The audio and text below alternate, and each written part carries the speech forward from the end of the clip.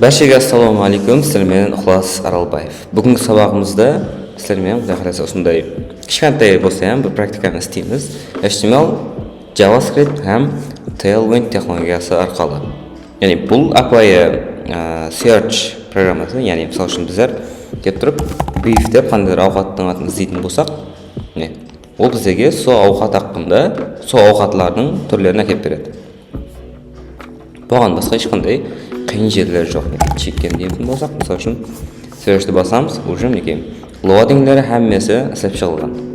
Яғни бұл стильдер жүдем API, бірақ сіз соның ішінде Tailwind'тің ең керекті класстарын біліп аласыз. Tailwind'пен сіз үйренесіз.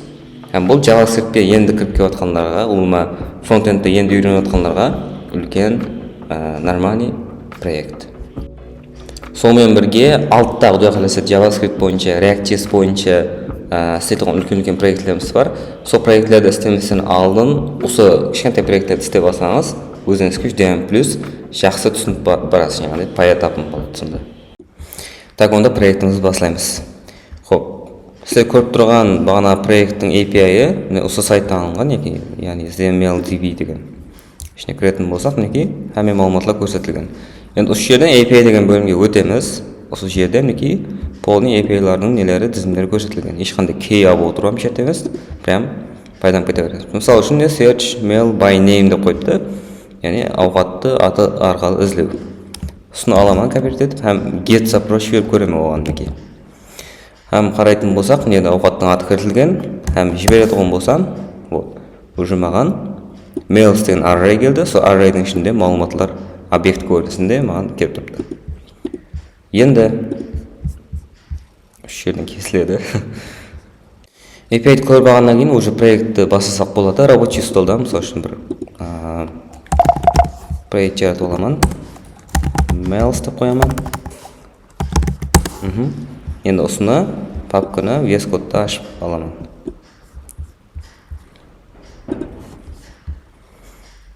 Хоп. Бағана айтып өткенде бұл полный JavaScript істелінеді. Яғни HTML, JavaScript и Tailwind технологиясынан пайдаланамыз. Бірінші болып index.html файлын жаратып аламыз өзімізге. Берген, мысалы үшін mails деп қоямын. Болды. Кодировкалар, олар һәммесі түсінікті енді. Һәм бұл жерден маған JS папкасының ішінде app.js файлын жаратамын. Һәм оны bodyға script тегілері арқылы әкеліп қоямын. JS и app.js болды. Енді Tailwind'ті қалай келеміз? Tailwind'тің SLI-нан пайдаланбаймыз, просто CDN-нен пайдаланып кетеміз, просто линк арқылы. Линкті өзіміздің жоғарыға кіртіп қоямыз жерге. Не үшін жоғарыға? Себебі уже лоуд болатын уақытында класслар бізге жетіп келу керек болады. Соның үшін керекті нәрсе.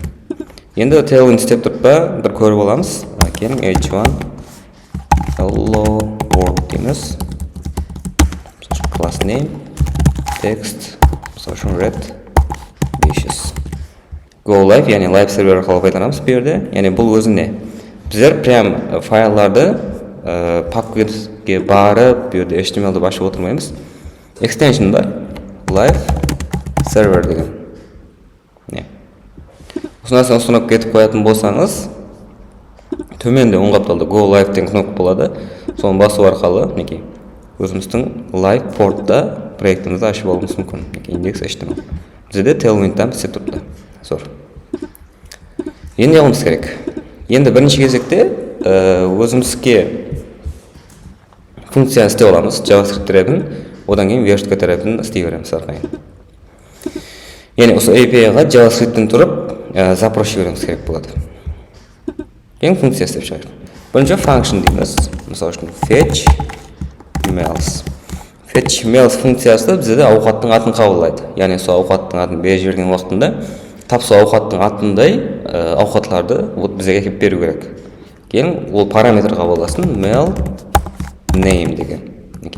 Һәм біздер палмачаны беріп кетуіміз мүмкін. Яғни егерде fetch mails деген функция шақырылған уақытында оған ешқандай ауқаттың аты беріп жіберілмейтін болса, біздер палмачаны, мысалы үшін beef деген ауқаттың атын жіберуіміз мүмкін бекетке. Яғни пустой болып қалмау керек ол.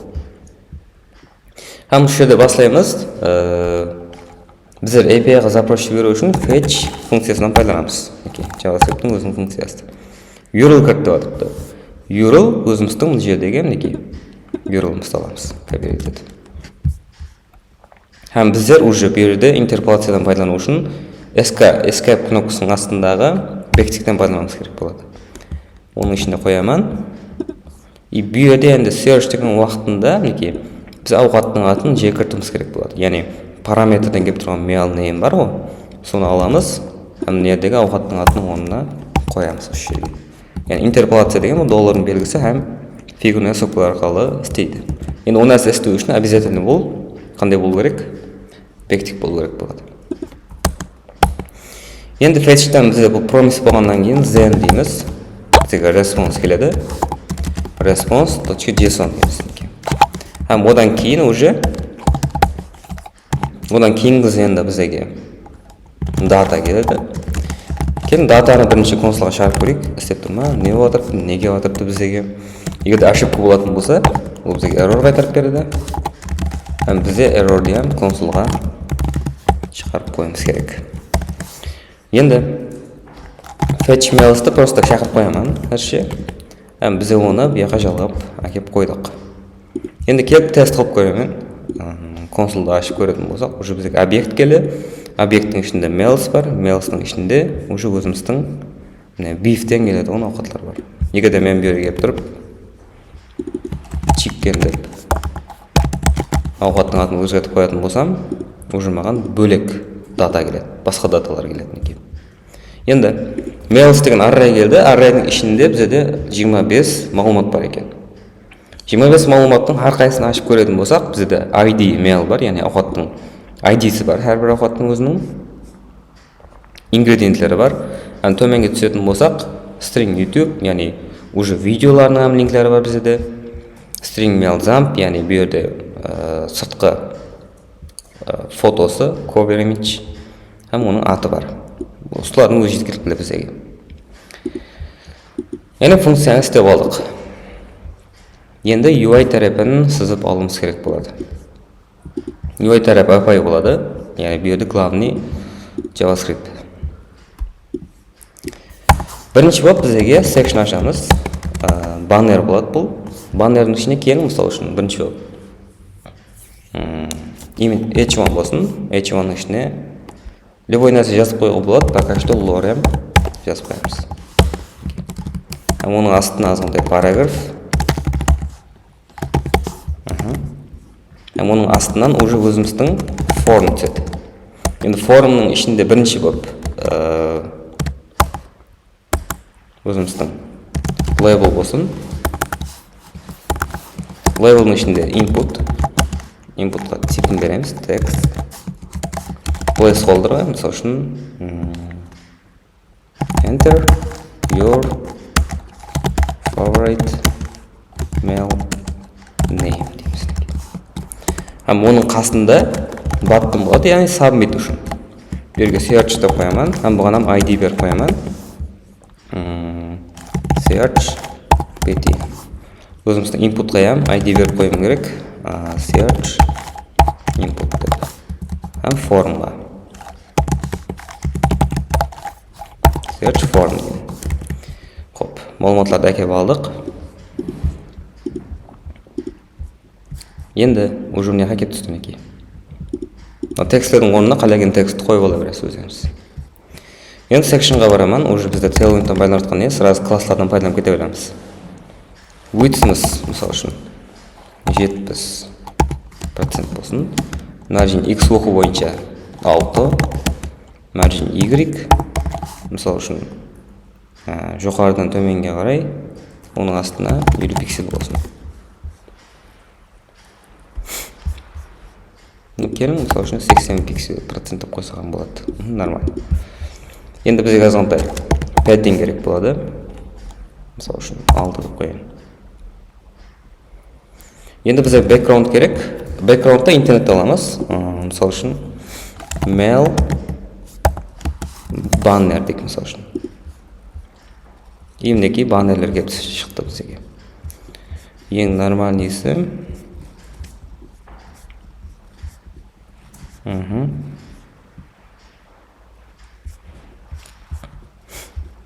Сіз өзіңізге қалаған ұнаған ала бересіз.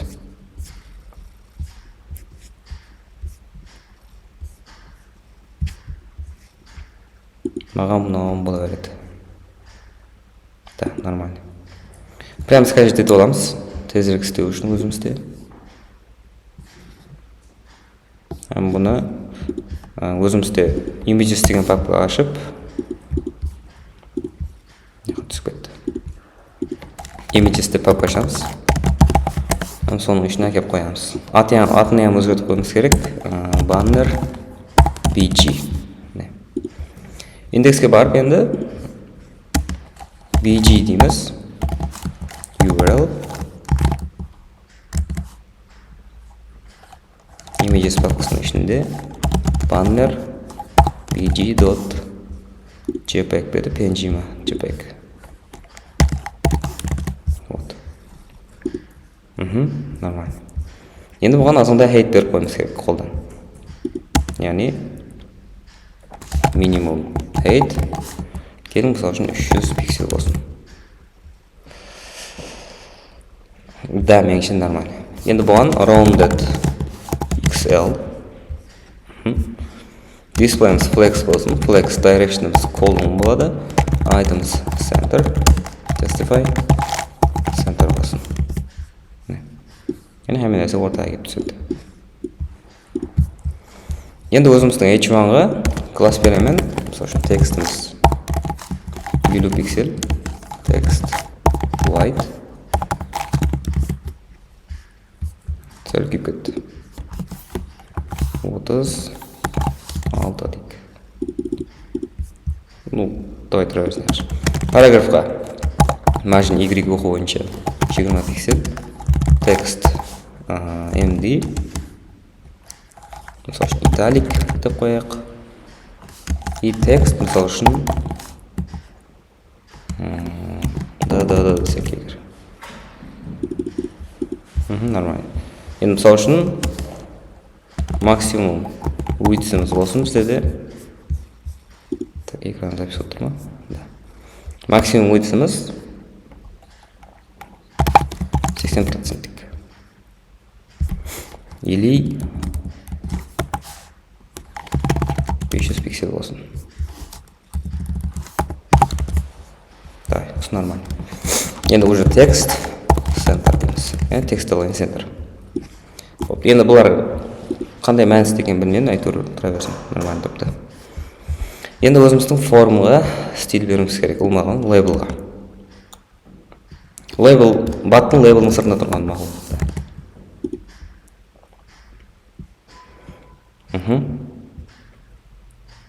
Одан лейблда біздер келеміз. Енді форма класс беремін, мысалы үшін width'ымыз бедік. Максимум width'ымыз 600 пиксель болсын. bg white rounded мысалы үшін. Келін 50 пиксель болсын. Окей. Бізде максимум width 600 деген қате болды. Давай 600 емес, прям 600 болып тұрсын. Максимум емес width'ымыз. Flex болады.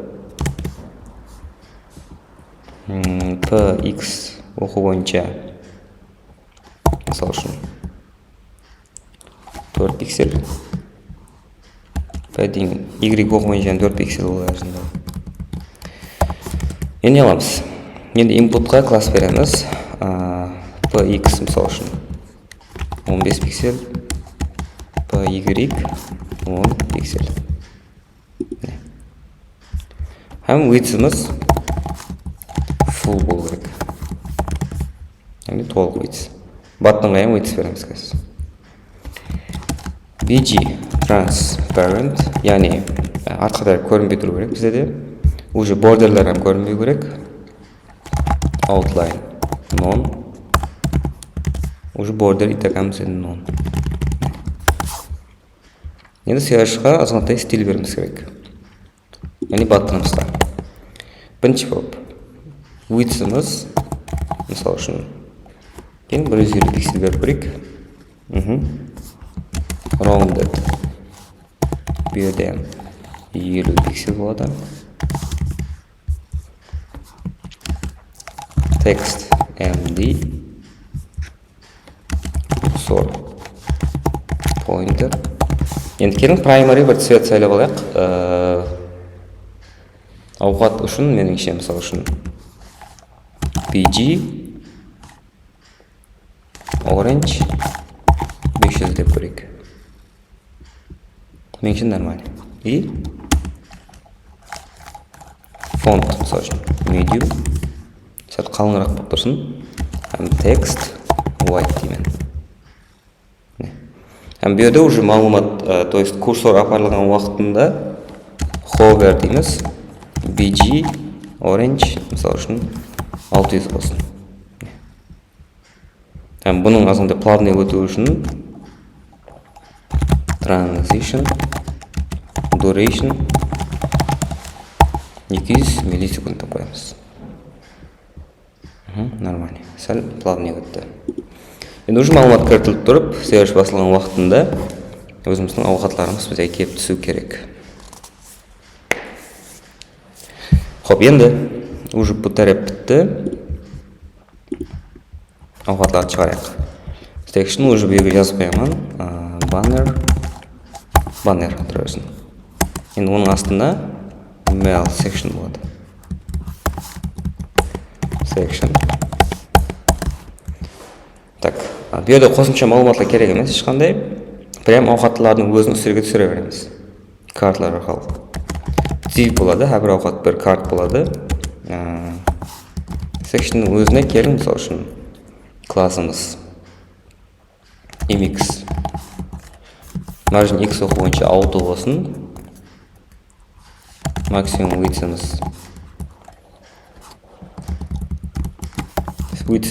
80% болсын. Display grid. Пока что жазып тұрамыз, статик қылып, кейін әзір Tailwind'дің конфигурациясын істеп тұрып, media query ретінде істеп шығамыз. Grid, calls, мысалы үшін 4 болып тұрсын. Gap 6 болады. Бері келемін, class деймін, shadow md rounded xl p мысалы үшін 4. Ондай кетті. Енді оның ішінде image болады, сәрсі. Мысалы үшін пока что HTTPS pixel photos. Мысалы үшін 300 пикселік сурет кесіңіз жерге. Бұған width height-ларын анық беріп қойым керек. Класс деймен. Width'imiz full болады. Height-іміз мысалы үшін 250 пиксел болсын. Нормально меніңше. И rounded бір жерде XL болады. В принципе нормально. И суретлер, мысалы үшін әртүрлі сурет келуі мүмкін. Егерде мысалы үшін 300-ге 1200-лік сурет кеп қалса, ондай болып созылып кетпеу үшін object fit қылып қоймыз керек. Нормально болады. Енді уже біздегі нормальный сурет кеп қоямын. Оның астынан ауқаттың аты түссе болады. Яғни H2 lorem 4 сөз болсын. Бұғана мысалы үшін класс береміз. Text мысалы үшін XL. Margin top мысалы үшін 4. Мысалы 3. Text gray 700. Мысалы үшін text центрға қойсаған болады. Егер қосымша мағлұматы болатын болса, API-ден кеп тұрған кірге жіберерміз, проблема емес. И болды. Нормально. Енді аламыз. Енді мына sectionға ID береміз, mails деп, яғни ауқатлардың әмесін осы жерге inner HTML қылып шығарамыз қазір. Input формуларға ID-сін бердік, inputlарға ID-сін бердік. Баттың қаям, ID бердік. Енді уже up.js тәріпке өтіміз керек болады. Бірінші болып біздер не болмыз керек? Просто так шақырылып тұрған функцияны қашан шақыруымыз керек? Қашан өзіміздің малуматлар инпутқа кіртіліп, форм submit болған уақытында шақырылу керек. Мінекей. Оны нәрсе үшін бірінші болып малуматларды, элементтерді өзіме query селектор қылып ала аламын. Константа form element бірінші болып. Document query selector өзіміздің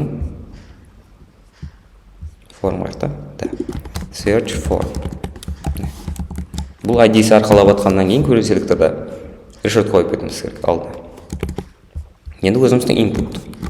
Input-ан тап сондай. Input element деймін. Input search input беріп қоямын. Баттынам керек, не үшін екен қазір айтамын. Button element деймін. Енді мына пакетке жазып қоюымыз мүмкін. Search form element, search input element деп. Бірақ қазір шарт емес. Проектіміз кішкентай болғаннан кейін. Енді төменге түсеміз. Қашан өзіміздің form элементіміз add event listener, яғни submit болған уақытында дейміз. Ол бізге event қайтарып берсін. Қара. Бізде қазір search басылған уақытында сайт обновление кетіп жатырды. Бұл сол формның өзінің event'і. Бізде сол event'і жоқ болуымыз керек. Яғни event.prevent default қылмыз керек. Келің мысалы үшін submit болған уақытында өзіміздің консолға input элементіміздің value'сын шығарып қояйық. Яғни beef деймін. Search'ті басамын, өзімізге beef кеп түсті. Енді осы нәрсені біздер просто fetch mels шақырып тұрып беріп жіберсек болды мына жерге. Яғни fetch mels деймін. Беріп кеп тұрып, мысалы үшін beef деп тұрып search'ті басамын, мінекей. Уже backend'ге запрос кетті, һәм бізге beef ауқатларына әкеп беріп жатырды. Уже бұяғайым бітті. Енді не болмыз керек? Енді келім осы backend'тен кеп тұрған mails array'дағы малуматларды экранға шығарайық. Оның үшін бірінші болып келім, мына section'ды ID-сі арқалап аламыз. Константа mails element document.query selector mails. Енді уже бізге таза функция керек, function render mails деп. Яғни экранға render қылу. Render mails функциясы өзіне параметр сипатында array қабылдайды. Яғни backend'тен кейін array'ды қабылдайды. Уже беруге mails деп қоямын. Бұл пока что пустой объект болады. Егерде mailsқа null кеп қалған жағдайда, ол ошибка бермейді. По умолчанию пустой array сипатында істеп тұрады. Бірінші болып, mails элементтің ішін inner HTML дейміз, пустой қылып аламыз. Яғни алдыңғы керегіміз сатылады тастаймыз. Һәм өзіміздің mails'ты map қыламыз. Ол бізге item қайтарып береді. Һәм бізде енді қызық жеріне келдік. Mails элементімізге әр итерация болған уақытында inner HTML қылуымыз керек. Затты inner HTML қыламыз. Тең дейміз, бэктік ашық тұрып, өзіміздің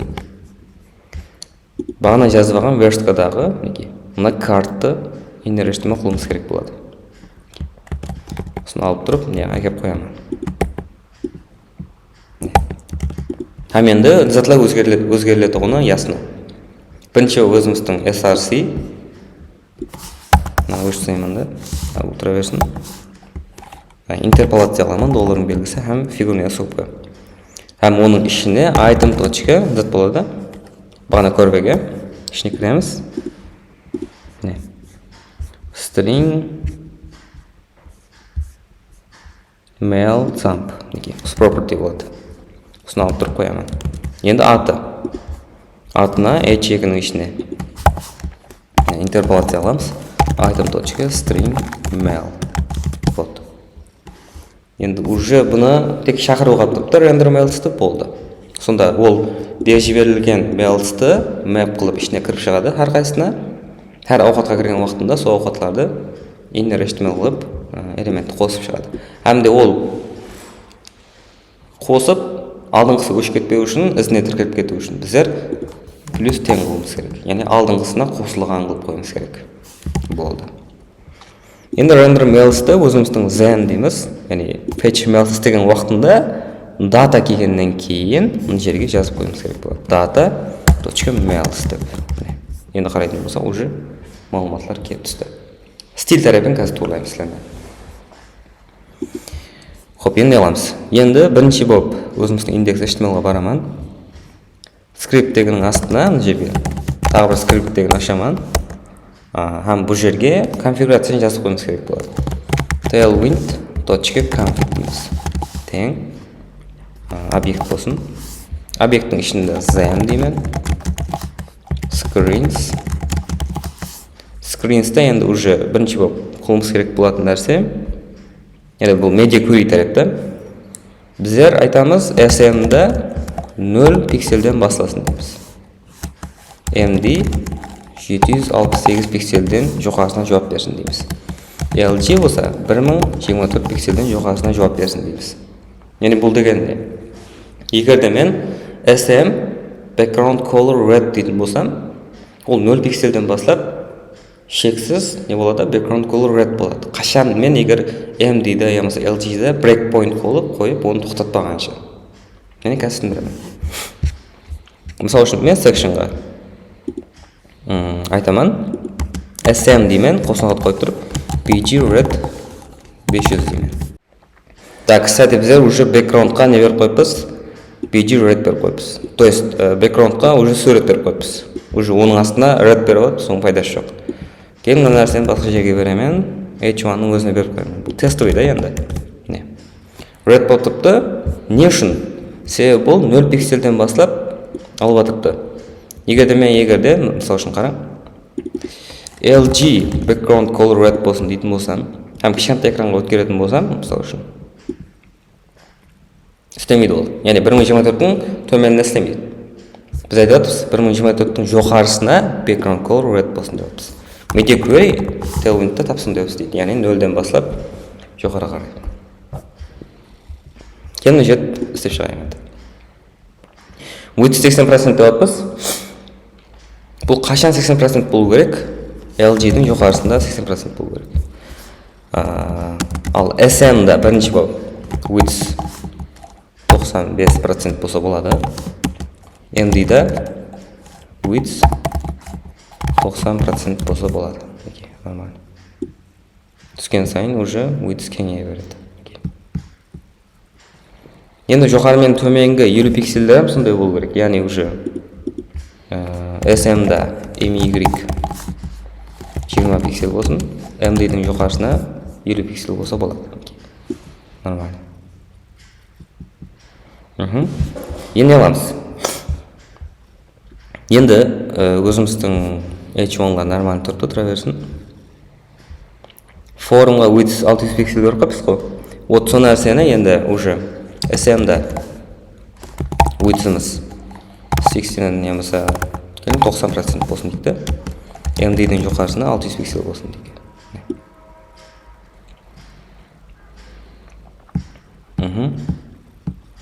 Нормально. Уже мына текстлер көрінбей бастап жатыпты. Так, бұл нәрсені біз атқыламыз қазір. Енді бұның астында мына grid-қа уже нелерін беріп шығуымыз керек. Яғни grid calls 4 деп қойыппыз. Бұл SM-да, яғни кішкентай экранларда grid calls 1 болу керек. MD-да grid calls мысалы үшін. Яғни 2 болып тұрсын. LG-да 4 болып кетсе болады. Бұнан width-ларын торлаймыз қазір.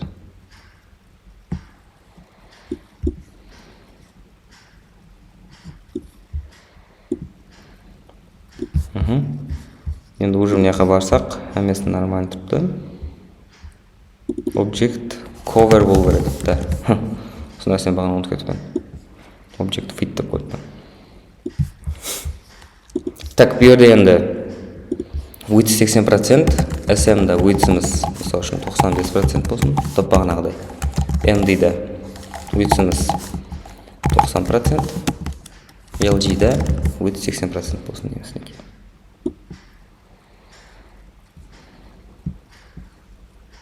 Нормально.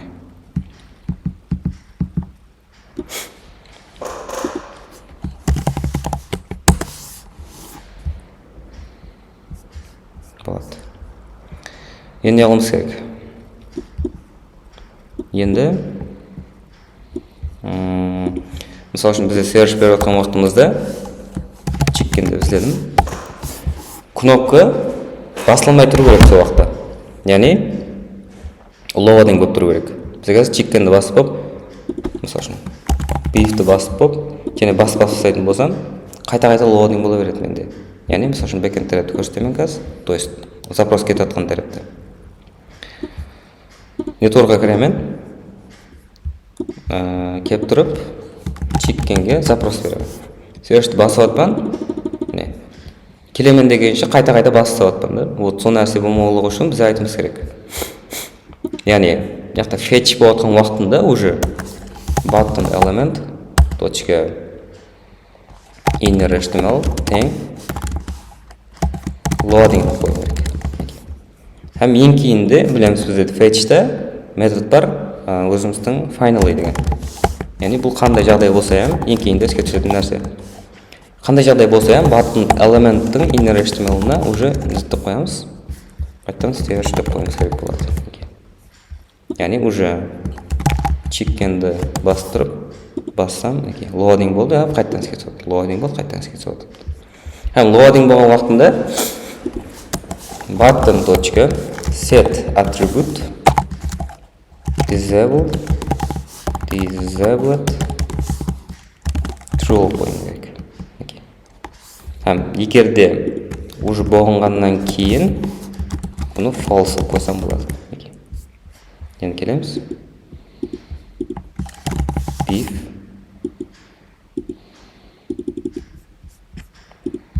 неге істемей қалдым?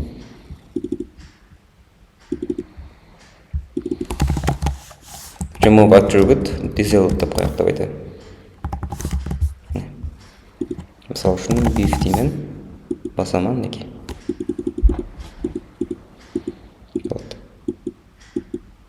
Енді келім, мысалы үшін бізде де стиль берілмей болған. Disabled болған уақытында мынандай аламыз. Opacity 50 болсын деймін. Басаман. Енді бұйырды біздер не беруіміз керек? Яғни өзіміздің форумдағы инпутқа required беріп қойымыз керек болады. Required. Сонда уже айтады, мұны толтырмасаң болмайды братан деп. Һәм берге beef деп тұрып, мысалы үшін сервишті басаман, уже мінекей не батыпты. Opacity түсіп атыпты, значит бұл disabled болып атыпты. Келің енді disabled болған уақытында курсор white болып тұрсын. Beef деймін, басаман, мінекей өзі loading болып, жаңа нормально болды.